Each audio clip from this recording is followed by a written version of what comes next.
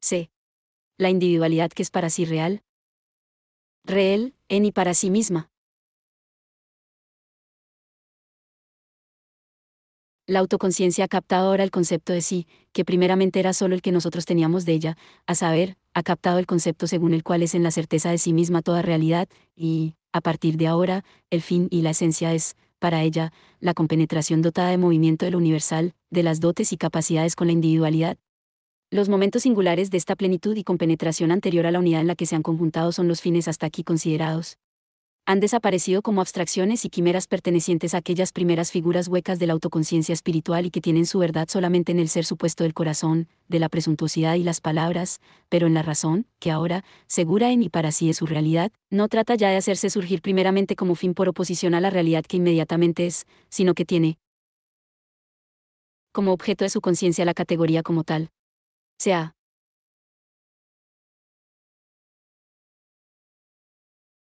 superado, en efecto, la determinación de lo que es para sí o de la autoconciencia negativa, en que la razón aparecía, esa autoconciencia se encontraba con una realidad que sería lo negativo de ella misma y a través de cuya superación y sólo así realizaría su fin. Pero, por cuanto que fin y ser en sí han resultado ser lo mismo que el ser para otro y la realidad encontrada, la verdad no se separa ya de la certeza, dando lo mismo que el fin puesto se tome por la certeza de sí mismo y su realización por la verdad o que el fin se tome por la verdad y la realidad por la certeza, sino que la esencia y el fin es en y para sí mismo la certeza de la misma realidad, realidad inmediata, la compenetración del en sí y el para sí, de lo universal y la individualidad. El obrar es en el mismo su verdad y su realidad, y la presentación o la proclamación de la individualidad es para este obrar fin en y para sí mismo.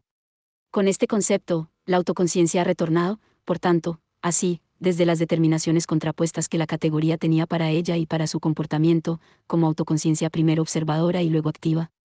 Ahora, tiene la pura categoría misma como su objeto, o es la categoría que ha venido consciente de ella misma.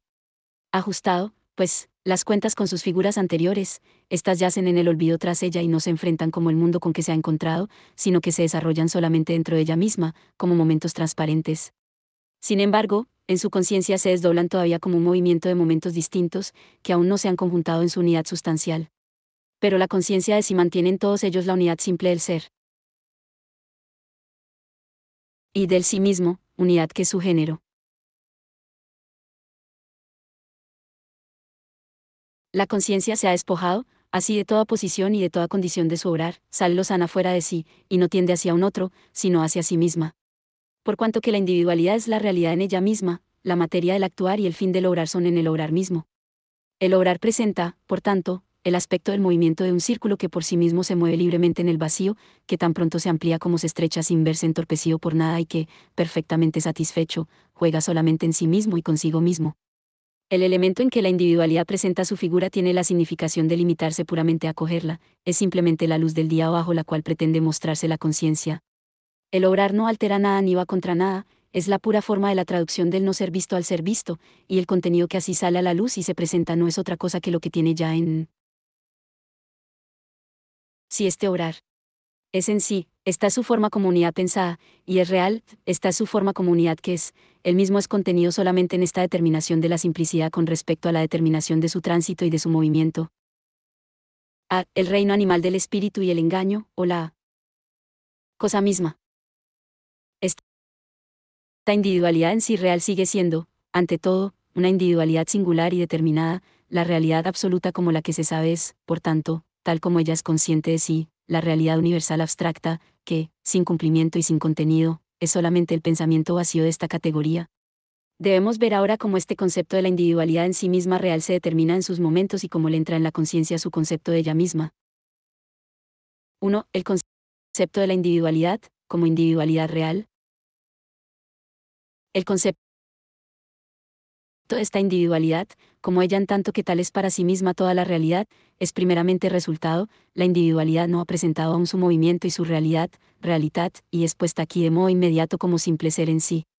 Pero la negatividad, que es lo mismo que se manifiesta como movimiento, es en el simple en sí como determinabilidad, y el ser o el simple en sí deviene un determinado ámbito. La individualidad aparece, por tanto, como naturaleza originaria determinada, como naturaleza originaria, porque es en sí, y como originaria determinada, porque lo negativo es en él en sí, y Esto es por ello una cualidad. Sin embargo, esta limitación del ser no puede limitar la acción de la conciencia, pues esta es aquí un perfecto relacionarse consigo misma, la relación con otro, que sería la limitación de la misma conciencia superada. La determinabilidad originaria de la naturaleza es, por tanto, solamente principio simple, un elemento universal transparente en el que la individualidad permanece libre e igual a sí misma, del mismo modo que despliega allí sin entorpecimiento sus diferencias y es pura relación mutua consigo misma en su realización. Lo mismo ocurre con la vida animal indeterminada, que infunde su hálito de vida, digamos, al elemento del agua, del aire o de la tierra y, en ellos, a su vez, a principios más determinados, imbuyendo en ellos todos sus momentos, pero manteniéndolos en su poder a despecho de aquella limitación del elemento y manteniéndose a sí misma en su uno, con lo que sigue siendo, en tanto que esta organización particular, la misma vida animal universal. Esta naturaleza determinada originaria de la conciencia, en ella libre y totalmente permanente, se manifiesta como el contenido inmediato y el único propio de lo que para el individuo es el fin, es, ciertamente, un contenido determinado, pero, en general solo es contenido en tanto que consideramos aisladamente el ser en sí, pero, en verdad, es la realidad, realidad, penetrada por la individualidad, la realidad tal como la conciencia, como singular, la tiene en ella misma y que se pone, primeramente como lo que es y no todavía como lo que actúa. Sin embargo, para lograr aquella determinabilidad, de una parte, no es una limitación que trate de sobrepasar porque, considerada como cualidad que es el simple color del elemento en que se mueve, y, de otra parte, la negatividad solo es determinabilidad en el ser, pero lograr no es en sí mismo otra cosa que la negatividad, por tanto, en la individualidad que actúa, la negatividad se disuelve en la negatividad en general o en el conjunto de toda determinabilidad. Ahora bien, la naturaleza simple originaria se torna, en el obrar en la conciencia del obrar, en la diferencia que a este corresponde. Se halla presente primeramente como objeto, y precisamente como objeto perteneciente todavía a la conciencia, como fin, contrapuesto de este modo a una realidad presente. El otro momento es el movimiento del fin representado como inquietud, la realización como la relación del fin con la realidad totalmente formal y, con ella, la representación del tránsito mismo, o el medio. Finalmente, el tercer momento es el objeto, tal como no es ya el fin del que quien obra es consciente de un modo inmediato como de su fin, sino tal como es objeto fuera de él y para él como un otro. Pero estos distintos lados deben retenerse, según el concepto de esta esfera, de tal modo que el contenido permanezca en ellos el mismo y no se introduzca en ellos diferencia alguna, ni entre la individualidad y el ser en general, ni entre el fin y la individualidad como naturaleza originaria, o la realidad presente, ni tampoco entre el medio y el fin absoluto, ni entre la realidad efectuada y el fin o la naturaleza originaria, o el medio. Por tanto, en primer lugar, la naturaleza originariamente determinada de la individualidad, su esencia inmediata, no se pone todavía como lo que obra, y se llama entonces particular capacidad, talento, carácter, etc. Esta coloración peculiar del espíritu debe considerarse como el único contenido del fin mismo y única y exclusivamente como la realidad, realidad. Si nos representásemos la conciencia como algo que va más allá de esto y que pretende llevar a la realidad otro contenido, nos la representaríamos como una nada trabajando hacia la nada. Además, esta esencia originaria no es solamente contenido del fin, sino que es también, en sí, la realidad, que se manifiesta por lo demás como la materia dada del obrar, como la realidad encontrada y que debe plasmarse en el obrar. El obrar solo es, en efecto, una pura traducción de la forma del ser todavía no presentado a la del ser presentado, el ser en sí de aquella realidad contrapuesta a la conciencia ha descendido a una mera apariencia vacía. Esta conciencia, al determinarse a orar, no se deja, por tanto, inducir a error por la apariencia de la realidad presente y, del mismo modo, debe concentrarse en el contenido originario de su esencia, en vez de dar vanas vueltas en torno a pensamientos y fines vacíos. Ciertamente que este contenido originario solo es para la conciencia en tanto que ésta lo ha realizado, pero ha desaparecido la diferencia entre algo que es para la conciencia solamente dentro de sí y una realidad que es fuera de ella. Solo que para que sea para la conciencia lo que yo es en sí debe orar, lo que vale tanto como decir que él orar es precisamente el devenir del espíritu como conciencia. Lo que ella es en sí lo sabe, pues, por su realidad. Por tanto, el individuo no puede saber lo que es antes de traducirse en realidad mediante la acción. Parece, pues, según esto, que no pueda determinar el fin de su obrar antes de haber obrado, pero, al mismo tiempo, siendo conciencia, debe tener ante sí previamente el obrar como algo totalmente suyo, es decir, como fin. El individuo que se dispone a orar parece encontrarse, por tanto, en un círculo en el que todo momento presupone ya el otro, sin poder encontrar, de este modo, un comienzo, ya que solo aprende a conocer su esencia originaria, que debe ser su fin por el obrar, pero para obrar necesita tener ante sí, previamente, el fin. Precisamente para ella debe comenzar de un modo inmediato y pasar a la actividad bajo cualesquiera circunstancias, sin seguirse preocupando para nada del comienzo, el medio ni el final, pues su esencia y su naturaleza que es en sí lo es todo conjuntamente, comienzo, media y final. Como comienzo, se halla presente en las circunstancias de la acción, y el interés que el individuo encuentra en algo es la respuesta ya dada a la pregunta de si hay algo que hacer aquí, y que, en efecto, lo que parece ser una realidad previamente encontrada es en sí su naturaleza originaria, que solo tiene la apariencia de un ser, una apariencia que radica en el concepto del obrar que se desdobla, pero que se proclama como su naturaleza originaria en el interés que encuentra en ella. Y asimismo el cómo o el medio es determinado en y para sí. Y el talento no es, igualmente, otra cosa que la determinada individualidad originaria, considerada como medio interior o como el tránsito del fin a la realidad. Pero el medio real y el tránsito real son la unidad del talento y de la naturaleza de la cosa presente en el interés, aquel presenta en el medio el lado del obrar, este el lado del contenido, y ambos son la individualidad misma, como compenetración del ser y del obrar. Por tanto, lo que se halla presente son las circunstancias previamente encontradas, que son en sí la naturaleza originaria del individuo, en segundo lugar, el interés que aquella pone precisamente como lo suyo o como fin y, por último, la conexión y superación de esta oposición en el medio. Esta conexión cae todavía por sí misma dentro de la conciencia y el todo que acabamos de considerar es un lado de esta oposición. Esta apariencia de contraposición que aún subsiste es superada por el tránsito mismo o por el medio, pues es la unidad de lo exterior y lo interior, lo contrario de la determinabilidad que tiene como medio interior, la supera, por tanto, y se pone así, es decir, esta unidad del obrar y del ser, asimismo como exterior, como la individualidad misma convertida en real, o sea, como la individualidad puesta para sí misma como lo que es. De este modo, el obrar todo no brota de sí mismo ni como las circunstancias, ni como el fin, ni como el medio, ni como la obra. Pero, con la obra parece introducirse la diferencia en cuanto a las naturalezas originarias, la obra es, como la naturaleza originaria que expresa, algo determinado, pues cuando el obrar la abandona y deja libre como realidad que es, se da en ella la negatividad en tanto que cualidad. Y la conciencia se determina, frente a ella, como lo que tiene en sí la determinabilidad como negatividad en general, como el obrar, es, por tanto, lo universal con respecto a aquella determinabilidad de la obra y puede, por tanto, ser comparada con otras y, partiendo de aquí, captar las individualidades mismas como diversas, puede captar al individuo que trasciende más ampliamente a su obra, bien como una energía más poderosa de la voluntad, bien como una naturaleza más rica, es decir,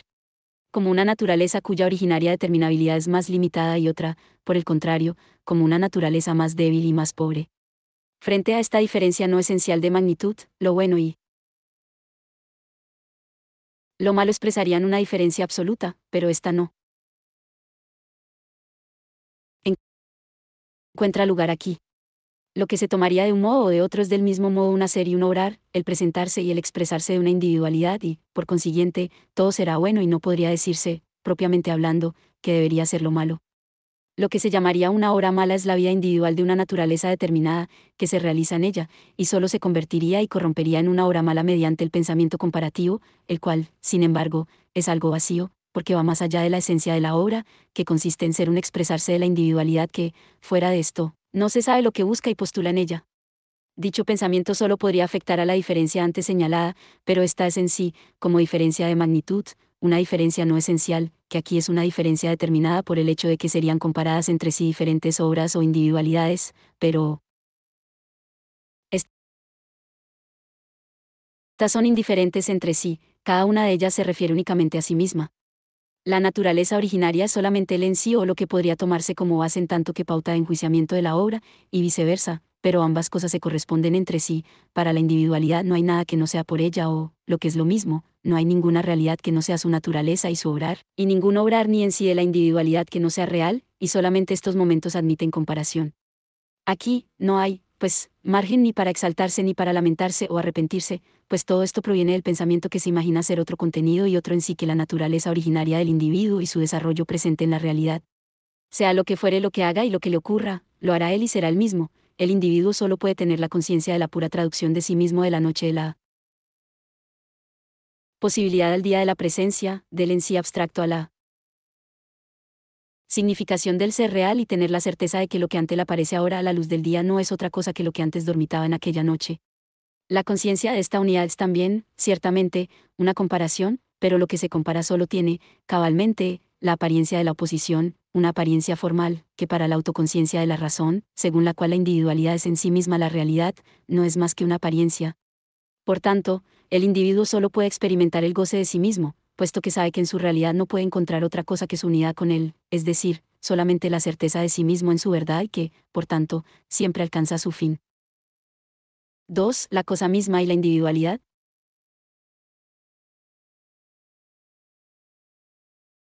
Tal es el concepto que se forma de sí la conciencia, que está cierta de sí misma como absoluta compenetración de la individualidad y del ser. Veamos si este concepto se confirma por la experiencia y su realidad, realitat, coincide con él. La hora es la realidad, realitat, que sea la conciencia, es aquello en que el individuo es para la conciencia lo que es en sí, de tal modo que la conciencia para la cual el individuo deviene en la hora no es la conciencia particular, sino la conciencia universal. La conciencia, en la hora, trasciende en general al elemento de la universalidad, al espacio indeterminado del ser. La conciencia que se retrotrae su obra es, de hecho, la conciencia universal, porque deviene la negatividad absoluta o el obrar en esta oposición, con respecto a su obra, que es lo determinado. La conciencia va, pues, más allá de sí misma en tanto que obra y es por sí misma el espacio indeterminado que no se encuentra lleno por su obra. Sin embargo, si antes su unidad se mantenía en el concepto, era precisamente por el hecho de que la obra era superada en tanto que obra que es. Pero la obra debe ser, y hay que ver cómo en su ser mantendrá la individualidad su universalidad y sabrá satisfacerse. Ante todo, hay que considerar para sí la obra que ha llegado a ser. Esta obra ha recibido también toda la naturaleza de la individualidad, por tanto, su ser es el mismo un obrar en el que se compenetran y superan todas las diferencias. La obra es, por consiguiente, proyectada hacia afuera en una subsistencia en la que, de hecho, la determinabilidad de la naturaleza originaria se vuelve en contra de otras naturalezas determinadas y penetra en ellas, lo mismo que estas otras naturalezas se pierden en ella y se pierden en este movimiento universal como momento llamado a desaparecer. Si dentro del concepto de la individualidad real, real, en y para sí misma son iguales entre sí todos los momentos y circunstancias, el fin y el medio y la realización y la naturaleza originaria determinada solo vale como elemento universal, frente a esto y en cuanto que este elemento deviene ser objetivo, su determinabilidad como tal sale a la luz del día en la obra y adquiere su verdad en su disolución. Vista más de cerca, esta disolución se presenta de tal modo que en esta determinabilidad el individuo ha devenido real en tanto que este individuo, pero esta determinabilidad no es solamente contenido de la realidad, sino también forma de ella o, dicho en otros términos, la realidad como tal es en general la determinabilidad que consiste en contraponerse a la autoconciencia. Vista por este lado, se muestra como la realidad que ha desaparecido del concepto, simplemente como una realidad extraña previamente encontrada. La obra es decir, es para otras individualidades, y es para ellas una realidad extraña, en lugar de la cual deben ellas poner la suya propia, para que pueda darse por medio de su obrar la conciencia de su unidad con la realidad, en otras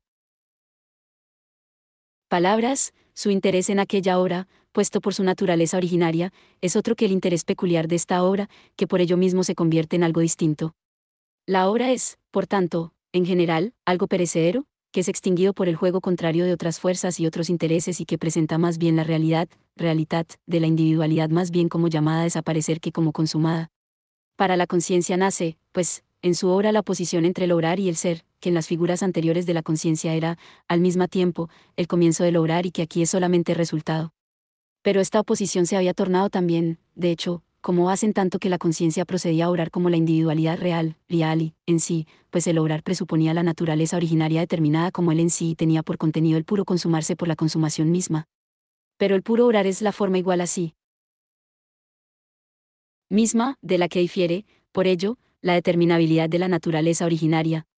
Aquí, como en los otros casos, es indiferente cuál de las dos cosas es llamada concepto y cuál realidad, realitat. La naturaleza originaria es lo pensando o él en sí con respecto al obrar, en el cual cobra aquella su realidad, realitat. En otros términos, la naturaleza originaria es el ser tanto de la individualidad en tanto que tal como ella en cuanto obra, mientras que el obrar es el concepto originario como transición absoluta o como el devenir.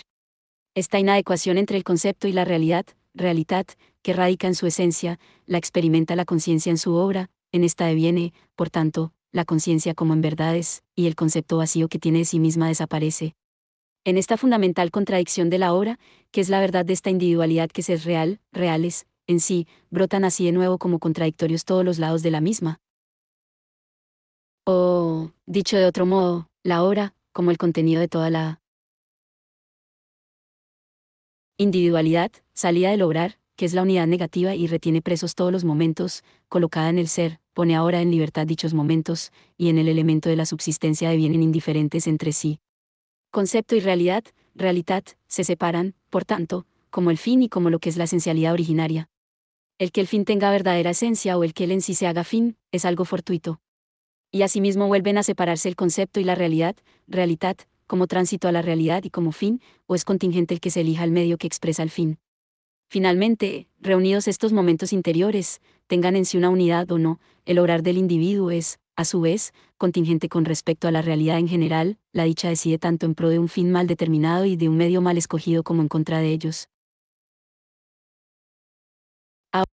Ahora bien, si ahora, según esto, la conciencia ve ante sí, en su obra, la oposición entre la voluntad y la consumación, entre el fin y el medio y, a su vez, entre este interior conjunto y la realidad misma, lo que en general resume en sí el carácter contingente de su obrar se hallan igualmente presentes la unidad y la necesidad del obrar, este lado se entrelaza con aquel y la experiencia del carácter contingente del obrar solo es, a su vez, una experiencia contingente. La necesidad de lograr consiste en que el fin se ha referido simplemente a la realidad, y esta unidad es el concepto de lograr, se obra porque lograr es en y para sí mismo la esencia de la realidad. Es cierto que en la obra se da como resultado la contingencia que el ser consumado tiene con respecto al querer y al consumar, y esta experiencia que parece debe valer como la verdad contradice aquel concepto de la acción. Sin embargo, si consideramos en su integridad el contenido de esta experiencia, vemos que es la obra llamada desaparecer, lo que se mantiene no es el desaparecer, sino que el desaparecer es, a su vez, real, se halla vinculado a la obra y desaparece a su vez con ella, lo negativo perece con lo positivo, cuya negación es. Este desaparecer del desaparecer radica en el concepto mismo de la individualidad real en sí, pues aquello en que desaparece la obra o lo que en ella desaparece y lo que debería dar a lo que se llama experiencia su supremacía sobre el concepto que la individualidad tiene de sí misma es la realidad objetiva. Pero esta es un momento que tampoco en esta conciencia misma tiene ya ninguna verdad para sí, esta consiste solamente en la unidad de la conciencia con el obrar y la verdadera obra. Es solamente aquella unidad del obrar y del ser, del querer y del consumar. Por tanto, para la conciencia, en virtud de la certeza sobre que descansa su obrar, la realidad a ella contrapuesta es en sí misma una realidad tal que es. Solamente para ella, a la conciencia como autoconciencia retrotraída a sí misma y para la que ha desaparecido toda oposición, ésta no puede llegar a ser ya en esta forma de su ser para sí frente a la realidad, sino que la oposición y la negatividad que en la obra salen a luz afectan por ello no solo al contenido de la obra o también al de la conciencia, sino a la realidad como tal y, por tanto, a la oposición presente solamente a través de aquella y en ella y al desaparecer de la obra. De este modo, se refleja la conciencia en sí misma fuera de su obra perecedera y afirma su concepto y su certeza como lo que es y lo permanente frente a la experiencia del carácter contingente del obrar, la conciencia experimenta de hecho su concepto, en el que la realidad solo es un momento, algo para ella, no en y para sí, experimenta la realidad como un momento llamado a desaparecer y que, por tanto, solo vale para ella como ser en general, cuya universalidad es lo mismo que el obrar. Esta unidad es la obra verdadera, es la cosa misma que simplemente se afirma y se experimenta como lo permanente, independientemente de la cosa, que es lo contingente del obrar individual como tal, de las circunstancias, los medios y la realidad. La cosa misma solo aparece contrapuesta a estos momentos en la medida en que se los considera como aislados, pero es esencialmente la unidad de ellos, como compenetración de la realidad y la individualidad. La cosa misma es también, esencialmente, un obrar como tal, un puro obrar en general y, con ello, del mismo modo, un obrar de este individuo, este obrar que a él le pertenece en oposición con la realidad, como fin, y es asimismo el tránsito de esta determinabilidad a la contrapuesta y, por último, una realidad presente para la conciencia. La cosa misma expresa con ello la esencialidad espiritual en que todos estos momentos han sido superados como valederos para sí, en que, por tanto, solo valían como elementos universales y en la que la certeza de sí misma es para la conciencia una esencia objetiva, una cosa, sache, el objeto nacido de la autoconciencia como el suyo, sin dejar por ello de ser un objeto libre y auténtico. Ahora, la cosa, ding, de la certeza sensible y de la percepción solo tiene para la autoconciencia su significación a través de esta, en esto descansa la diferencia entre una cosa, ding, y una cosa, sache. Se desarrollará aquí un movimiento correspondiente al de la certeza sensible y la percepción. Así, pues, en la cosa misma, como la compenetración objetiva de la individualidad y la objetividad misma deviene ante la autoconciencia su verdadero concepto de sí misma, o adquiere aquella la conciencia de su sustancia. La autoconciencia es, al mismo tiempo, como es aquí, una conciencia que acaba de llegar a ser y que es, por tanto, una conciencia inmediata de la sustancia, siendo este el modo determinado como se presenta aquí la esencia espiritual y que no ha llegado todavía a madurar como la sustancia verdaderamente real. La cosa misma tiene, en esta conciencia inmediata de la sustancia, la forma de la esencia simple, que contiene en sí y a la que corresponden, como universal, todos sus diversos momentos, pero que es, a su vez, indiferente con respecto a ellos, como momentos determinados, y libre para sí y que vale como la esencia en tanto que es esta cosa misma libre, simple y abstracta. Los diversos momentos de la determinabilidad originaria o de la cosa de este individuo, de su fin, de los medios, del obrar mismo y de la realidad son para esta conciencia, de una parte, momentos singulares que esta conciencia puede abandonar y superar por la cosa misma, pero, de otra parte, todos ellos tienen como esencia la cosa misma solamente de tal modo que ésta se encuentra como la universalidad abstracta de ella en cada uno de estos momentos. Y puede ser predicado suyo. Ella misma no es todavía el sujeto, sino que valen como el sujeto aquellos momentos porque caen del lado de la singularidad en general, mientras que la cosa misma solo es, de momento, lo simplemente universal. La cosa misma es el género, que se encuentra en todos estos momentos como en sus especies y que, al mismo tiempo, es libre de ellos. 3. El mutuo engaño y la sustancia espiritual. Se llama honrada la conciencia que, de una parte, ha llegado a este idealismo que la cosa misma expresa y que, de otra parte, tiene en ella, como esta universalidad formal, lo verdadero, la que solo se preocupa de la cosa misma y se mueve y afana, por tanto, en sus diversos momentos o especies, de tal modo que, cuando no encuentra la cosa misma en uno de ellos o en su significación, la encuentra precisamente por ello en el otro y, de este modo, alcanza siempre, de hecho, la satisfacción que esta conciencia debe lograr, con arreglo a su concepto. Ocurra lo que ocurra, esta conciencia consuma y alcanza la cosa misma, pues es, como este género universal de aquellos momentos, predicado de todos.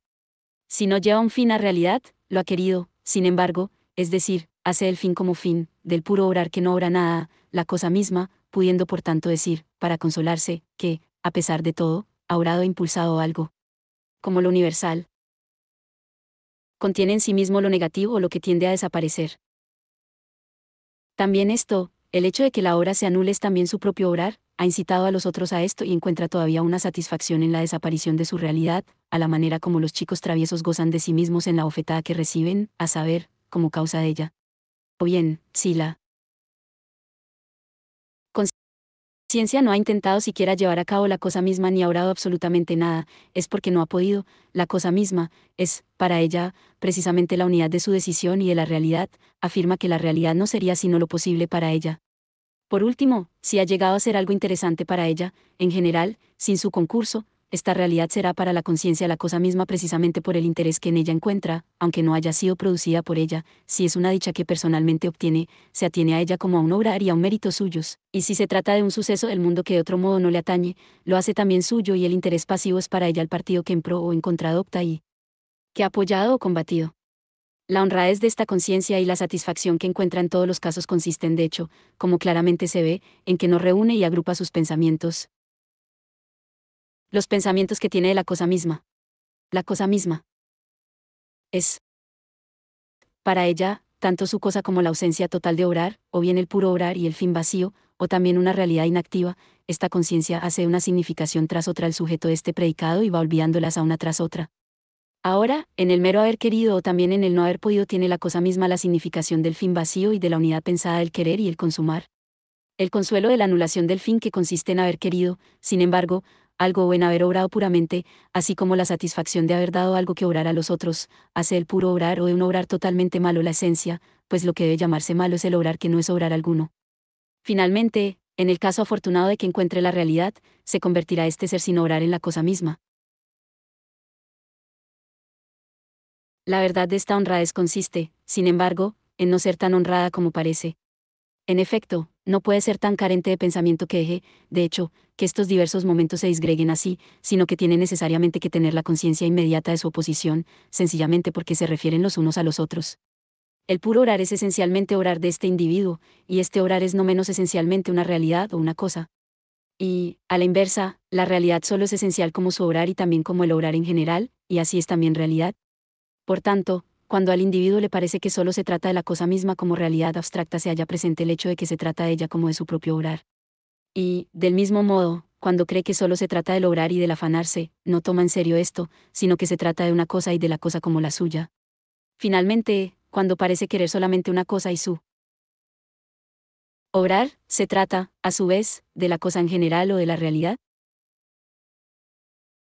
que permanece en y para sí. Del mismo modo que la cosa misma y sus momentos se manifiestan aquí como contenido, igualmente necesarios son también como formas en la conciencia. Solo surgen como contenido para desaparecer, y cada uno de ellos deja sitio al otro.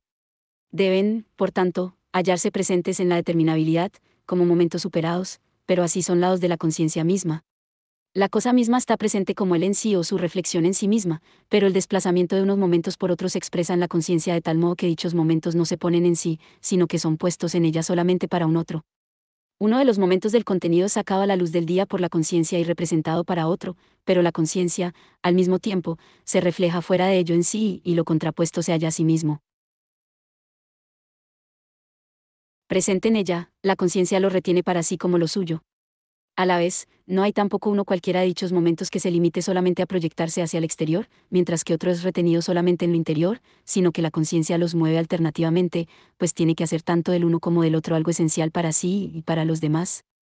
El todo es la compenetración en movimiento de la individualidad y de lo universal, pero, como este todo solo se halla presente para esta conciencia como la esencia simple, como la abstracción de la cosa misma, sus momentos caen fuera de esta como momentos separados, disgregados unos de otros, y solo se agotan y presentan como todo mediante la alternación separadora que los expone y los retiene para sí. Ahora bien, como en este alternar la conciencia tiene a un momento para sí y como esencial en su reflexión y otro solo exteriormente en ella o para los otros, aparece así un juego de las individualidades, unas con respecto otras, en el que se engañan y son engañadas las unas por las otras, del mismo modo que se engañan a ellas mismas. Una individualidad se dispone, pues, a llevar a cabo algo, parece, así, como si convirtiese algo en cosa. La individualidad obra, deviene en el obrar para otro y parece como si para ella se tratase aquí de la realidad. Los otros toman, por tanto, el obrar de aquella por un interés en la cosa como tal y por fin, consistente en que la cosa en sí se lleve a cabo, siendo indiferente que lo haga la primera individualidad o lo hagan ellos. Cuando, según esto, muestran esta cosa como llevada ya a cabo por ellos o, si no, brindan y prestan su ayuda, aquella conciencia ha salido ya más bien de donde ellos suponen que está, es su obrar y afanarse lo que en la cosa interesa y, al percatarse de que esto era la cosa misma, se consideran, por tanto, engañados. Pero, de hecho, su apresurarse para ayudar no era en sí mismo sino que ellos querían ver y mostrar su obrar. Y no la cosa misma, es decir, querían engañar a los otros cabalmente del mismo modo que ellos se quejan de haber sido engañados. Y al ponerse de manifiesto, ahora, que el propio obrar y afanarse, el juego de sus fuerzas, vale como la cosa misma, parece como si la conciencia impulsara su esencia para sí y no para los otros y solo se preocupara del obrar como el suyo y no como un obrar de los otros, dejando a estos, así, hacer con respecto a la cosa de ellos. Pero, de nuevo se equivocan, la conciencia ya no está allí donde ellos suponen que está. La conciencia no se ocupa de la cosa como de esta su cosa singular, sino que se ocupa de ella como cosa, como universal, que es para todos. Se inmiscuye, por tanto, en su obrar y en su obra, y si no puede quitárselo de las manos, por lo menos interesa por ello, preocupándose de emitir juicios, si le imprime el sello de su aprobación y de su elogio, quiere decir. Con ello que no se limita a elogiar en la obra misma, sino que elogia al mismo tiempo su propia magnanimidad y moderación, al no echar a perder la obra como obra, ni tampoco con su censura. Y, al mostrar un interés por la obra, se goza a sí mismo en ello, y también la obra censurada por él es grata precisamente por este goce de su propio obrar, goce que con ello se le procura. Y quienes se consideran o presentan como engañados por esta injerencia trataban más bien ellos mismos de engañar del mismo modo. Tratan de hacer pasar su obrar y su afanarse por algo que solo es para ellos mismos, en que no tienen otro fin que ellos mismos y su propia esencia. Pero, al hacer algo y presentarse y mostrarse así a la luz del día, contradicen de un modo inmediato con sus actos lo que dicen proponerse, el querer excluir la misma luz del día, la conciencia universal y la participación de todos. La realización es, por el contrario, una exposición de lo suyo en el elemento universal por medio del cual lo suyo se convierte y debe convertirse en cosa de todos. Es también engañarse a sí mismo y engañar a los otros el pretender que se trata solamente de la pura cosa. Una conciencia que pone de manifiesto una cosa hace más bien la experiencia de que los otros acuden volando como las moscas a la leche que se acaba de poner sobre la mesa y que quieren saberse ocupados en ello, pero estos, por su parte, hacen en esa conciencia también la experiencia de que tampoco ella se ocupa de la cosa como objeto, sino como de la cosa suya. Por el contrario, si lo que debe ser lo esencial es solamente el obrar mismo, el uso de las fuerzas y capacidades o la expresión de esta individualidad, por ambas partes se hace a sí mismo la experiencia de que todos se agitan y se tienen por invitados y de que, en vez de un puro obrar o de un obrar singular y peculiar, se pone de manifiesto más bien algo que es igualmente para otros o una cosa misma. En ambos casos sucede lo mismo y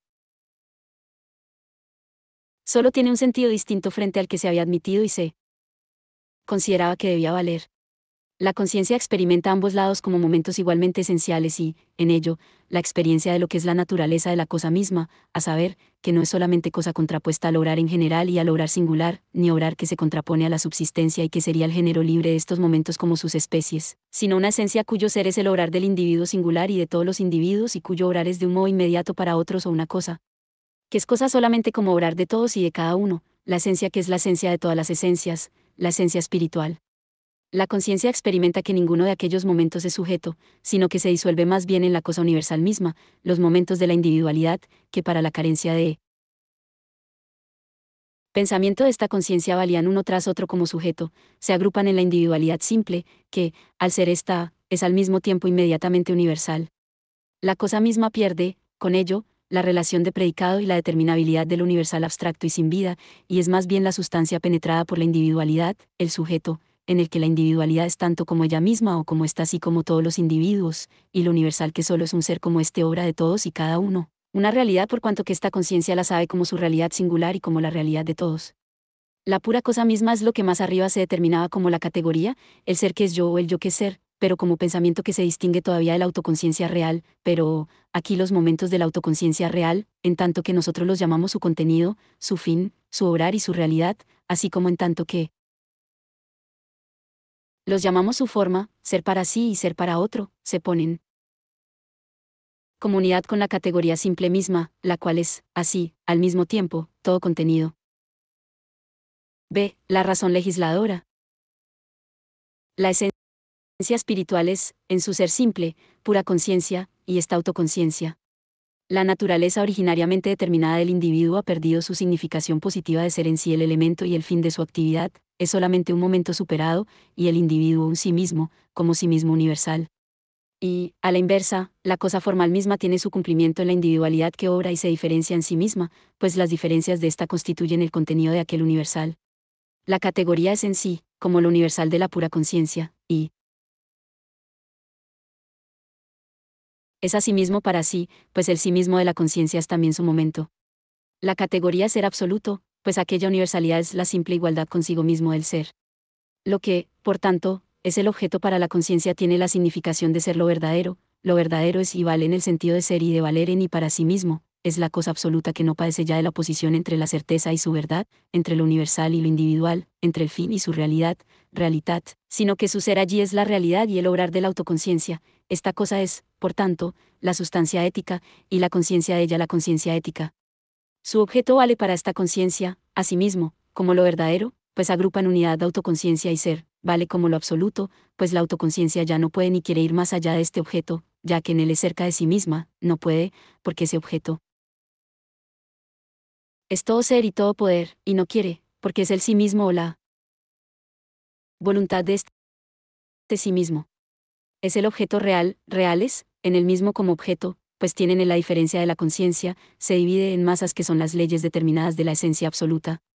Pero estas masas no empañan el concepto, pues en este permanecen incluidos los momentos del ser y de la conciencia pura y del sí mismo, una unidad que constituye la esencia de estas masas y que en esta diferencia no deja ya que estos momentos se separen.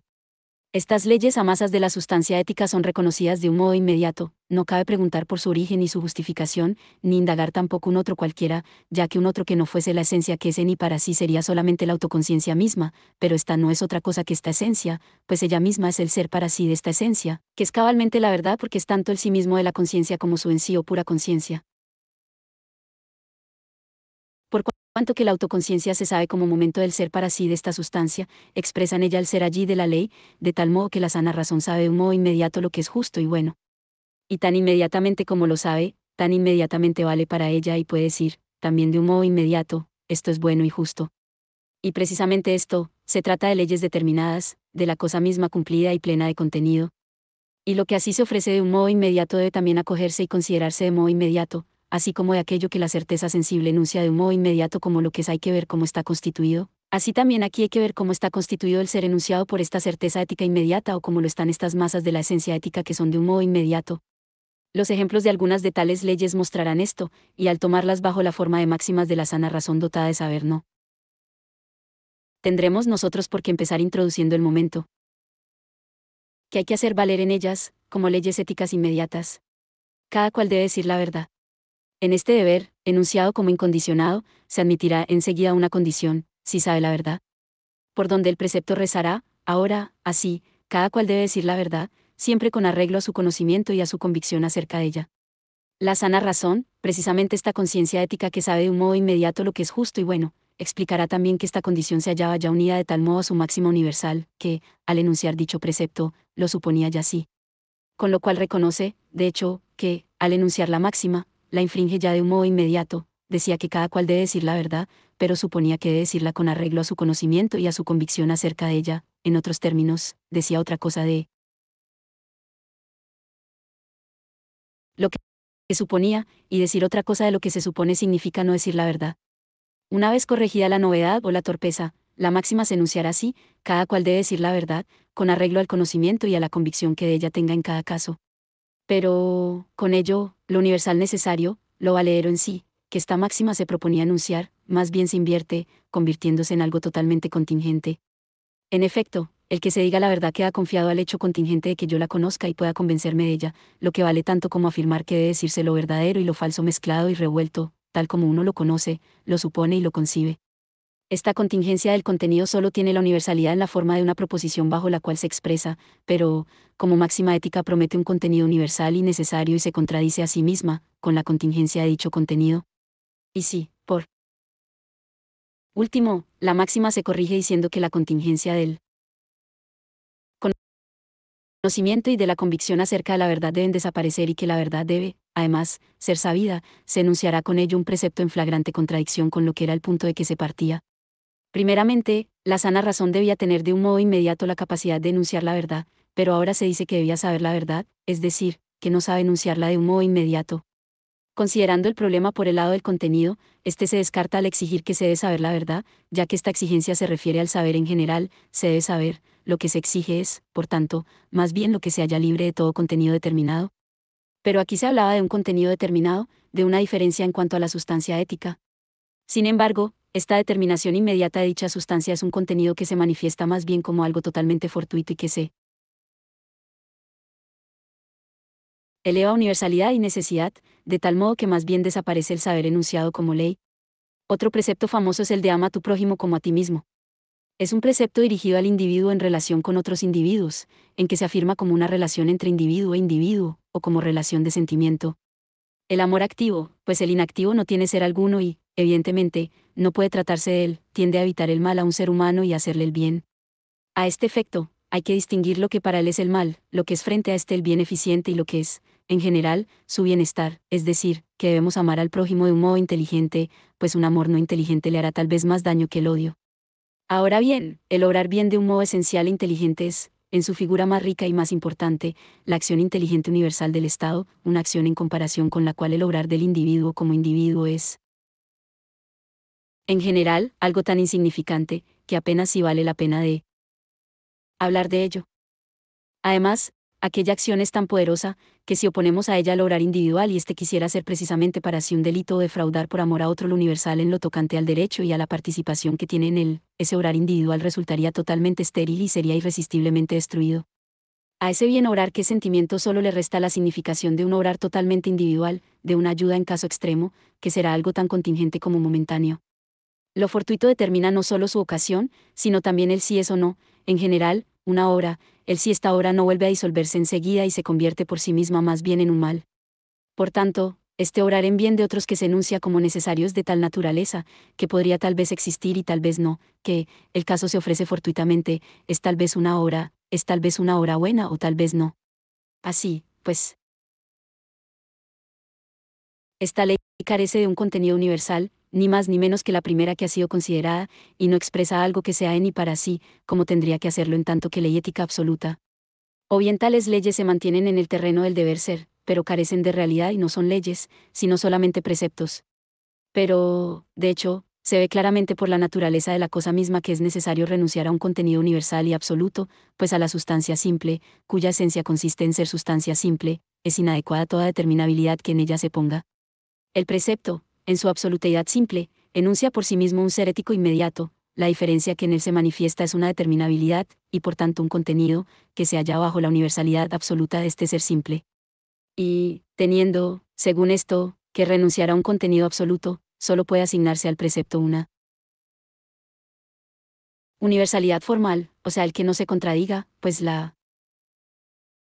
universalidad carente de contenido es la universalidad formal, y un contenido absoluto significa el mismo tanto, a su vez, como una diferencia que no es tal o como la carencia de contenido. Lo que resta, por tanto, para la razón legisladora es la pura forma de la universalidad, o, de hecho, la tautología de la conciencia, tautología que se contrapone al contenido y que es un saber, no del contenido que es o del contenido propiamente dicho, sino de la esencia o de la igualdad de ese contenido consigo mismo. Así, pues, la esencia ética no es ella misma inmediatamente un contenido, sino solamente una pauta para medir si un contenido es capaz de ser o no ley, en cuanto que no se contradice a sí mismo. La razón legisladora desciende, así, al plano de una razón simplemente examinadora. Sé la razón que examina leyes. Una diferencia en la sustancia ética simple es para ella algo fortuito que en el precepto determinado hemos visto surgir como algo fortuito del saber, de la realidad y del obrar. La comparación entre aquel ser simple y la determinabilidad que no corresponde a él recala en nosotros, y la sustancia simple se ha mostrado ser universalidad formal o pura conciencia que, libre del contenido, se enfrenta a él y es un saber de él como contenido determinado. Esta universalidad sigue siendo, de este modo, lo que era, propiamente, la cosa misma. Pero es, en la conciencia, algo otro, no es ya, en efecto, el género inerte y carente de pensamiento, sino que se refiere a lo particular y vale como la potencia y la verdad de esto. Esta conciencia parece ser, primeramente, el mismo examinar que antes éramos nosotros mismos, y su acción no parece que pueda ser otra de lo que antes acaecía, a saber, una comparación entre lo universal y lo determinado, de la que resultaría, como antes, su inadecuación. Pero la relación entre el contenido y lo universal es aquí otra, ya que lo universal ha cobrado aquí otra significación, ahora, es una universalidad formal, de la que es capaz el contenido determinado, pues en ella éste es considerado solamente en relación consigo mismo. En nuestro examen, la sustancia universal sólida se enfrentaba a la determinabilidad que se desarrollaba como lo fortuito de la conciencia en que entraba la sustancia. Aquí, en cambio, ha desaparecido uno de los términos de la comparación, lo universal no es ya la sustancia que es y que vale o lo justo en y para sí, sino simple saber o forma que compara un contenido solamente consigo mismo y lo considera para saber si es una tautología. Aquí, ya no se estatuyen leyes, sino que solamente se examinan, y las leyes están ya dadas para la conciencia examinadora, esta coge su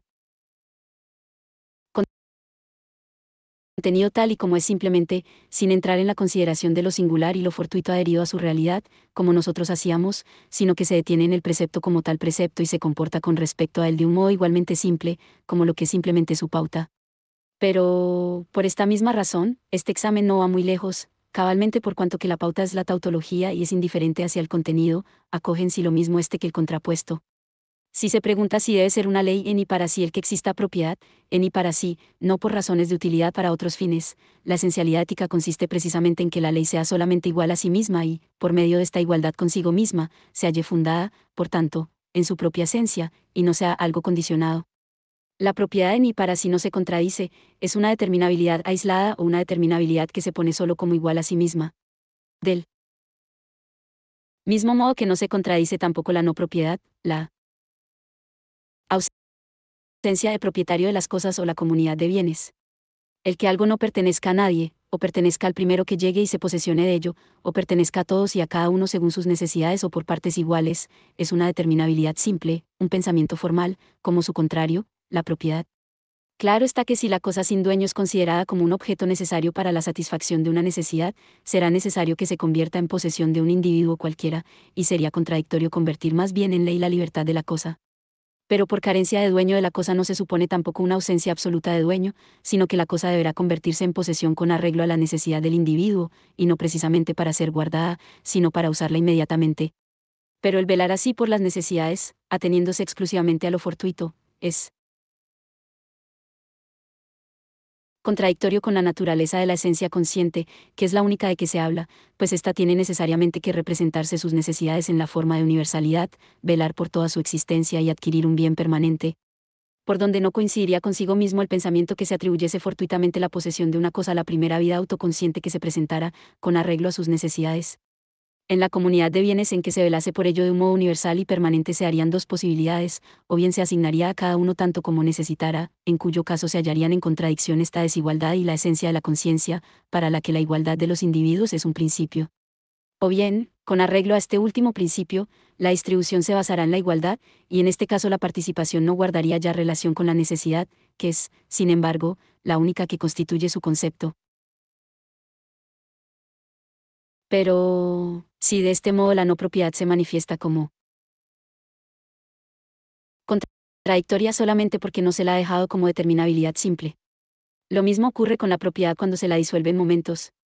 La cosa singular que es mi propiedad vale, así, como algo universal, firme y permanente, pero esto contradice a su naturaleza, que consiste en ser usada y desaparecer. Y vale, al mismo tiempo, como lo mío, que todos los demás reconocen y de lo que se excluyen. Ahora bien, el hecho de que se me reconozca radica más bien en mi igualdad con todos, en lo contrario de la exclusión.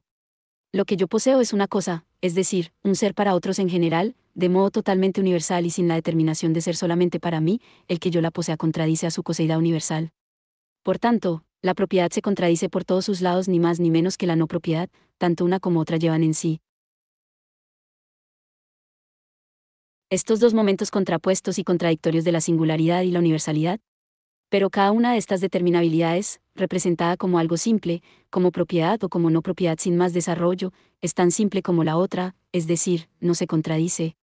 Por tanto, la pauta de la ley, que la razón tiene en ella misma, conviene igualmente a todas y no es, según esto, de hecho, ninguna pauta.